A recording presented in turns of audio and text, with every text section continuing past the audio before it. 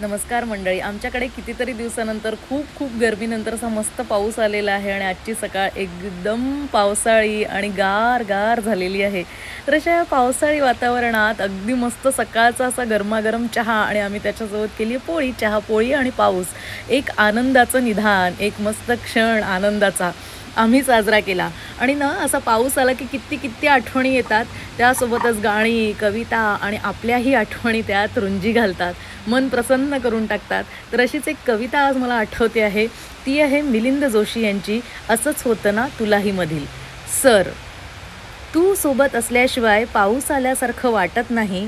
तू सोबत असताना पावसाकडे लक्ष जात नाही. लक्षात येतं तेव्हा तू हसून बघत असतेस. मी भिजत असतो. पावसाला तुझी सर येत नाही. पावसाला तुझी सर येत नाही. तुम्हाला कोणत्या कविता आणि गाणी आठवतात मला कळवा.